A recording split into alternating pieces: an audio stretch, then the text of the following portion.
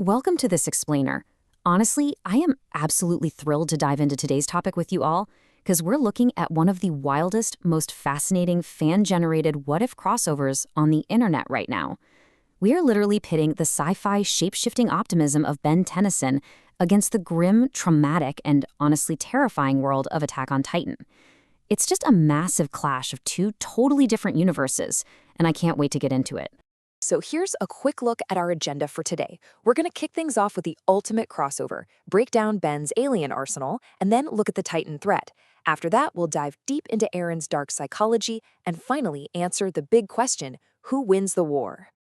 All right, Section 1, the ultimate crossover, worlds collide. Now, you might be wondering where this even came from. Well, this entire premise was born from some incredibly intense online debates and super creative fan communities, like the wildly popular Wattpad story Alien Among the Walls. It essentially asks a simple but really profound question. What actually happens when a traditional superhero drops straight into a nightmare? Just listen to this quote from the source material. A world of walls and titans. Now stranded in a land where humanity lives in constant fear, Ben quickly realizes that his powers may be the only thing standing between survival and extinction. Man, it just perfectly sets the high-stakes stage for us. There are zero easy wins here. It's all about absolute survival. Okay, moving right along to Section 2, Ben's alien arsenal, the power scaling matchup. Okay, let's totally geek out over some hard data for a second, because Ben's standard roster, it functions as a literal one-man army. Let's look at his high-tier capabilities. You've got Way Big for, planet-destroying scale. Atom X, his second most powerful alien, who can casually one-shot massive enemies. Accelerate, running at speeds over 500 miles per hour and manipulating friction. And then there's Brainstorm with an IQ of 1 nonillion. Think about that for a second. That is a 1 followed by 30 zeros. It's almost comical when you realize the other side is primarily guys zipping around with swords and grappling hooks. And when you combine the supreme intellect and technological possession of gray matter and Upgrade, Ben's ability to manipulate tech is just completely off the charts. But wait, we absolutely have to talk about his ultimate trump card, Alien X. This guy is a Tier 1B, Hyperverse-level celestial sapien. What does that mean? It means he's capable of reality warping, existence erasure, and can literally recreate the entire universe with a mere thought. He exists completely outside of space and time. It just completely breaks any normal physical power scale. And this comparison right here, it perfectly illustrates the staggering difference in scale. On one hand, you have Ben's sci-fi boundlessness with Alien X, a hyperverse-level being who casually erases physical laws. And up against that, the Founding Titan. Now, in its own universe, the Founding Titan is compared to a god walking among men. It can control memories, alter biology, and command thousands of 200-foot-tall wall titans. But up against a literal reality warper, it's such a fascinating juxtaposition. All right, Section 3, the Titan threat.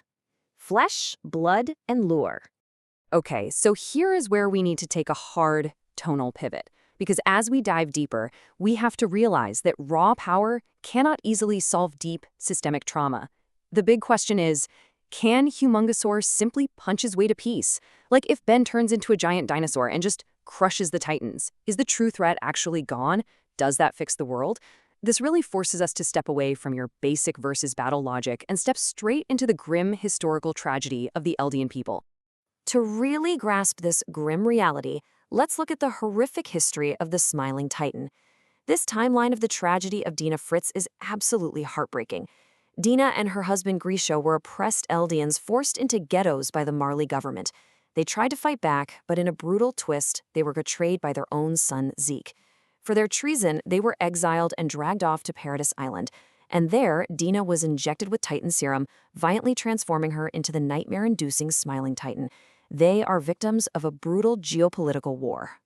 And tragically, it's that very same Smiling Titan that eventually eats Eren Yeager's mother.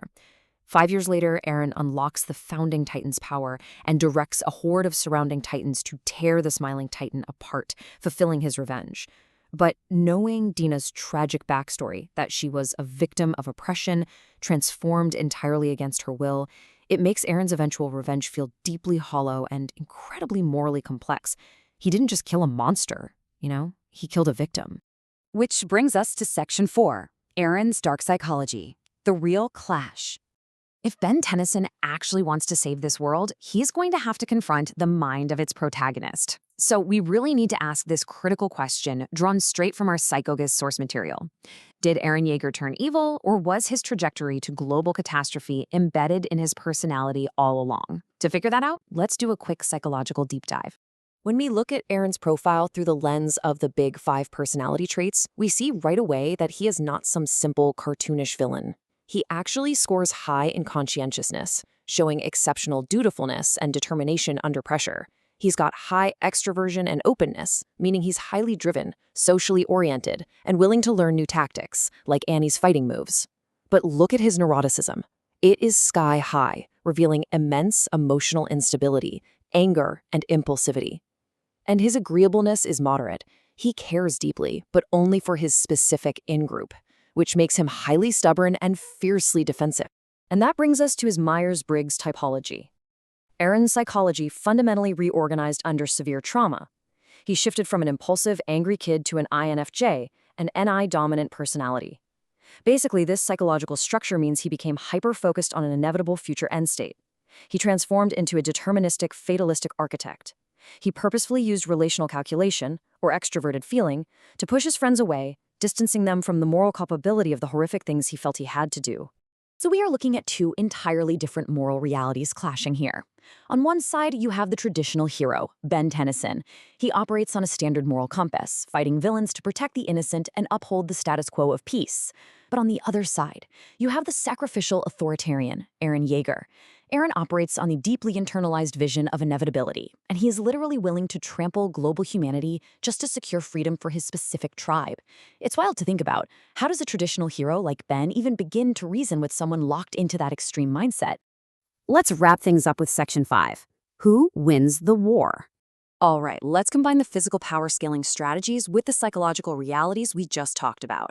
The Reddit community actually proposed this wildly creative tech upgrade strategy. Step 1. Ben unlocks master control. Step 2. He combines the DNA of his smartest and fastest aliens like Gray Matter, Upgrade, Ditto, Brainstorm, and Accelerate. Step 3. He creates an infinite number of hyper-intelligent speedster engineers. And Step 4. Literally overnight, he upgrades Paradise Island's weapons to futuristic sci-fi technology.